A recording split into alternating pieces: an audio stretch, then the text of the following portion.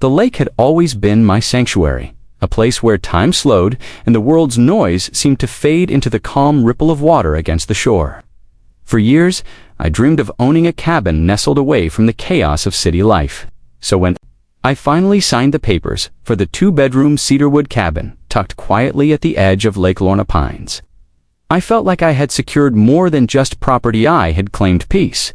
It wasn't flashy or luxurious, but it had warmth in its bones. The porch creaked, the windows fogged in the morning, and the air smelled of pine and possibility.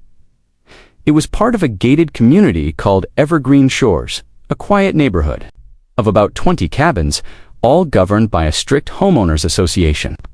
That didn't worry me at the time. I'd heard about annoying HOAs, sure, but I assumed the rules were mostly about garbage bins and lawn care. My first weekend there, I was greeted by the HOA president, Karen Whitmore. She was in her late 50s, with perfectly styled blonde hair and a clipboard tucked tightly against her chest like a badge of power. She smiled wide, too widened, offered me a welcome packet full of laminated pamphlets and rules. "You're lucky, you know," she told me, as we stood under the shade of my porch. "This cabin was almost given to my son, but the board decided to open it to buyers. I hope you appreciate what you have." I laughed nervously and thanked her, not thinking too much of it at the time. Maybe it was a joke. She gave me a detailed rundown of community regulations: no bonfires after 10, no unapproved pets, parking restrictions, mailbox decor guidelines. She emphasized how important it was that all cabin owners remain active participants in community upkeep and compliance. I nodded along, still too caught up in my own excitement to catch the warning signs. The first few weeks were blissful. I'd drive up every weekend, sometimes during the week, if I could sneak away from work. I planted herbs along the cabin's side window, set up a reading nook by the fireplace, and started keeping a journal of birds I spotted from the dock. Every moment there felt earned. The quiet was healing, like finally taking a full breath, after years of holding it in. But even in that peace, Karen lingered. She'd often appear without warning, checking on my firewood stack or inspecting the angle of my satellite dish. One Saturday morning, she knocked on my door holding a measuring tape and told me my porch railing wasn't up to Evergreen's visual harmony standards. I offered to fix it, but she smiled and said she had already contacted a contractor, one of her son's friends. The invoice would be sent with my next HOA fee. That was the first expense I didn't expect. Then came another and another. Mysterious charges showed up in my monthly statement: lawn maintenance I never requested, pest control visits I never saw, even a $50 silent hour violation for playing music on my Bluetooth speaker at 9:03 p.m. I started to feel like a guest in my own property. Still, I brushed it off. I told myself it was just part of living in a managed community, that maybe I needed to read the rules more carefully. I didn't want trouble. I just wanted quiet. I just wanted the cabin. But one day, as I drove up for what was supposed to be a long weekend away from the office, I saw something that made my stomach drop. A different car was parked in the driveway. The lights inside were on, curtains had been changed, and hanging on the porch railing was a hoodie I didn't recognize. My key didn't work anymore. I didn't know it yet, but this was just the beginning. I stood there in disbelief, my weekend bag still in hand, staring at the cabin that was supposed to be mine. It looked the same, and yet entirely different. The doormat had been changed. A wind chime I had never hung clinked gently in the breeze. My carefully planted herbs were gone, replaced by generic flower pots. For a moment, I wondered if I had the wrong place, if I had somehow taken a wrong turn or misremembered the cabin number. But then I saw the small scratch on the side railing, the one I had promised myself I'd sand down next visit. No, this was mine. But I had been locked out of my own property. I knocked on the door. No one answered. I knocked again, louder this time. Footsteps echoed inside. The door opened slightly, and a man in his 20s, tall, unshaven, wearing pajama pants and earbuds, peered out. He looked confused, or maybe annoyed. He said, pulling out one earbud. "This is my cabin," I replied, trying to keep my voice steady. "Who are you?" He smirked. I live here now. My mom said it was all sorted with the HOA. You might want to talk to her." Before I could protest, he shut the door in my face. I stood there in shock, unsure what to do. I called Karen, no answer. I left 3 voicemails, each one more urgent than the last. By the time I drove back to town, I was spiraling. The next morning, I showed up at the HOA office, only to find a locked door and a printed note taped to the window. HOA. Business hours. Tuesdays and Thursdays only. Appointments required. It was Monday. The rest of the week was a blur of phone calls and emails. I dug through every document I had, from the deed to the HOA agreement. Nowhere did it mention the board having the power to reassign property. My lawyer friend, Marcus, took a quick look and confirmed I was still the legal owner. That only deepened the mystery. How could someone else be living there? I finally met Karen in person that Thursday. She didn't look surprised to see me. She sat calmly behind her desk, sipping chamomile tea from a mug that read, "Keep calm. I'm in charge." "There's been a misunderstanding," she said smoothly, as though we were discussing a late library book. "You've been repeatedly non-compliant. The board had to intervene." "Non-compliant how?" I asked, trying to contain the anger bubbling inside me. She pulled out a folder filled with citations, absurd ones. Improper curtain color. Failure to maintain the aesthetic standard of porch furniture. Unauthorized grill type. I flipped through them, stunned. Many were issued on dates I wasn't even at the cabin. "Due to your repeated violations and lack of community participation," Karen continued, "the board voted to suspend your residency rights pending a formal review." "Suspended my residency rights?" I repeated. "That's not a thing. I own the property. You don't get to evict me." Karen smiled, that same too-wide smile I remembered from our first meeting. "You'll have your chance to present your side. Meanwhile, the community cannot allow an unoccupied or mismanaged cabin to drag down the value of the area. My son is acting as caretaker. It's temporary, but you changed the locks." "For security purposes," she replied, unbothered. "We've had issues with trespassers lately." That was the moment I realized this wasn't a misunderstanding.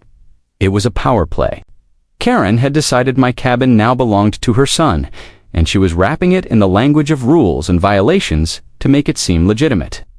I left the office shaking, half with rage and half with disbelief. I drove straight to Marcus's office. "She's stealing my home," I said, "and she thinks she can get away with it." He looked at me over the rim of his glasses. "Then we'll have to show her she can't." The next time I drove up to the cabin, I didn't come alone. Marcus sat in the passenger seat, legal pad in hand, flipping through documents he'd printed from the county records office. He had a calm energy about him, but I could feel the tension in his jaw every time we hit a bump in the road. He'd seen his share of property disputes, but this one felt personal leaven to him. Maybe it was the smugness of Karen's tone, or the sheer absurdity of the violations she had conjured up to justify stealing someone's home. Either way, we were both done playing nice. When we arrived, the cabin looked even more unfamiliar than the last time. Karen's son Jason, as we'd learned, had fully moved in. His pickup truck was parked diagonally across the driveway, bumper almost touching the edge of my flower bed. Loud music thumped from inside, and 2 garbage bags sat ripped open on the porch, attracting flies. The once cozy atmosphere I had worked so hard to create now felt trashed, desecrated. Marcus shook his head as we got out of the car. Jason answered the door after we knocked, shirtless and holding a half-eaten sandwich. "What now?" he muttered, barely looking at us. "I'm the legal owner of this cabin," I said, trying to keep my voice steady. "You're trespassing," Jason rolled. His eyes, "Take it up with the HOA. I'm just living here. My mom said it's all handled." Marcus stepped forward and handed him a cease and desist letter. "This is your official notice. You have 72 hours to vacate or face legal action." Jason stared at the letter as if it were written in another language, then scoffed and tossed it on the porch floor. "Yeah, good luck with that," he said, shutting the door on us. We walked back to the car in silence. I wanted to scream instead. I gritted my teeth and told Marcus we needed to push harder. He agreed. The next few days were a whirlwind. We filed a formal complaint with the county, gathered testimonies from neighbors, and submitted a request to review the HOA's bylaws. What we found shocked us. Karen had been running the HOA like her personal kingdom. There were no proper board elections, no transparency in budgeting. All violations had been issued under vague community harmony clauses, And in most cases, homeowners weren't even notified until fees appeared on their statements. Worse, Karen had rewritten parts of the HOA guidelines without a formal vote, something strictly forbidden in the original charter. It was a textbook abuse of power. As word got around, neighbors began quietly reaching out. One couple told us Karen had fined them for repainting their fence a shade to light. Another said she banned their teenage daughter from using the lake dock for disruptive laughter. Every story followed the same pattern petty rules used to exert control, followed by threats of fines or property assessments.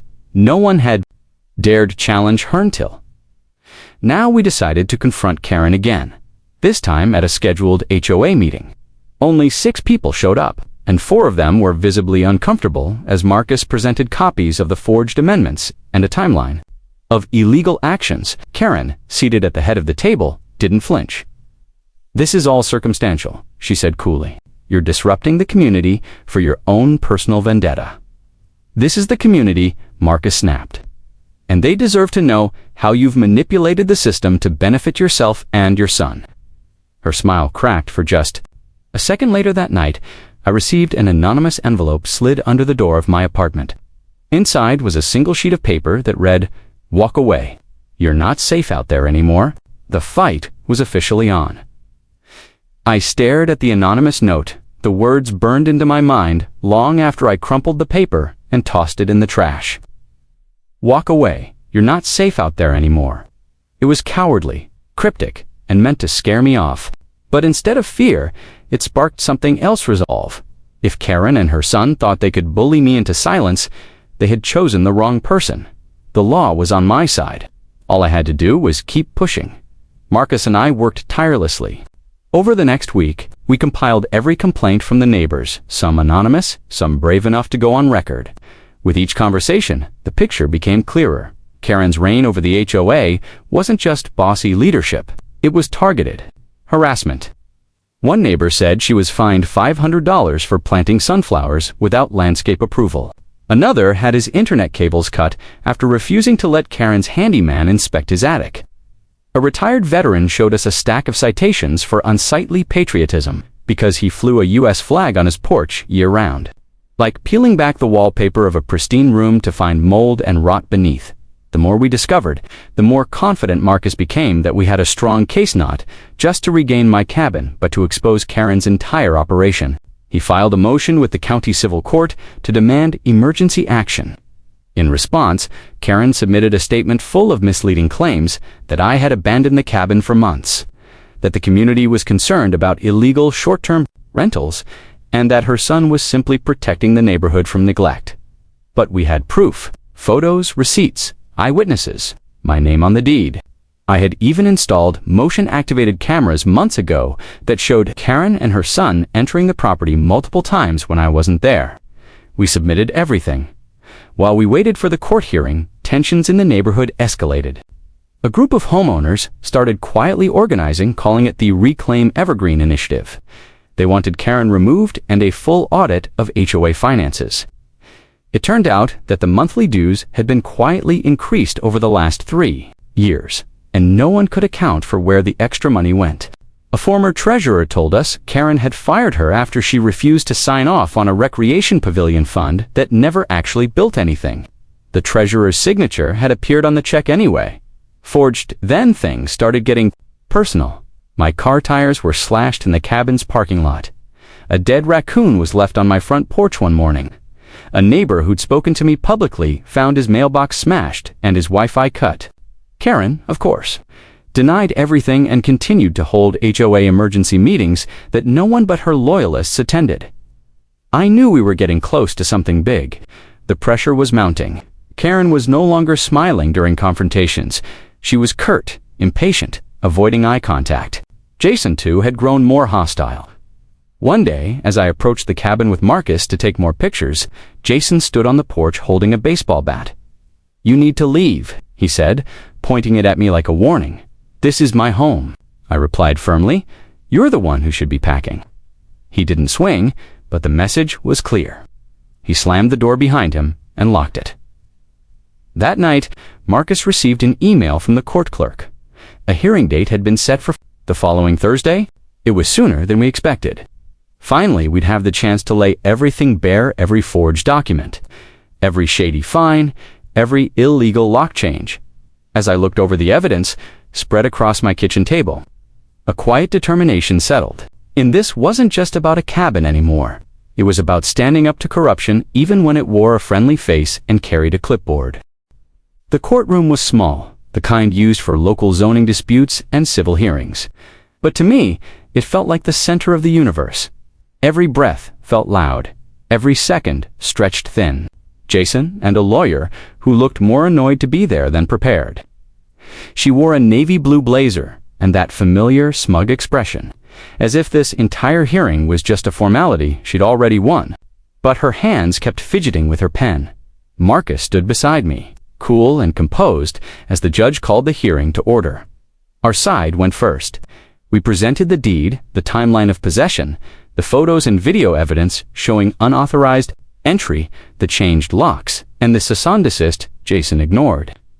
Then came the statements. Several homeowners had written sworn testimonies detailing Karen's pattern of abuse, the fake fines, the threats, and even the unexplained financial discrepancies in HOA fees. One brave neighbor, Mrs. Ellison, showed up in person to speak. She's been treating the HOA like her personal kingdom. Mrs. Ellison said firmly, "No votes, no transparency, just fear." Attorney objected a few times, mostly on technicalities, but the judge overruled them. Then it was Karen's turn. Her lawyer tried to argue that the HOA had the right to temporarily reassign properties in cases of community concern, referencing vague clauses buried deep in the bylaws.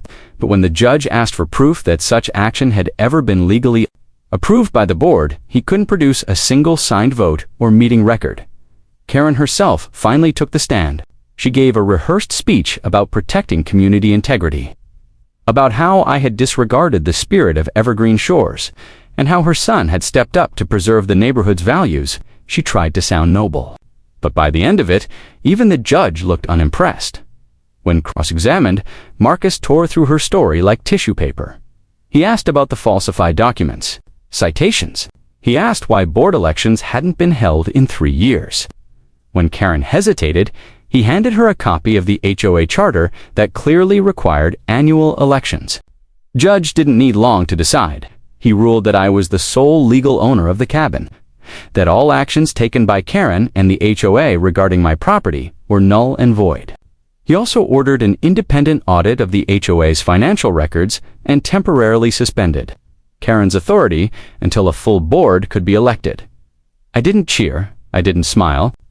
Days later, I watched Jason load the last of his belongings into his truck. He didn't speak to me. He didn't even look at me. He just slammed the door and drove away, leaving behind a trash bag and a broken lawn chair. The cabin took some time to restore. Jason had left it a mess holes in the wall, cigarette burns, garbage shoved into closets. But I didn't care. It was mine again, and this time I wasn't alone. The community had changed. People were speaking up. A new board was formed, elected fairly. Karen tried to run for a position again. She didn't even come close. One evening, as I sat on the porch watching the sun set over the lake, Mrs. Ellison walked by with her dog and waved. I waved back. Peace wasn't just a dream, but something I'd reclaimed with both hands.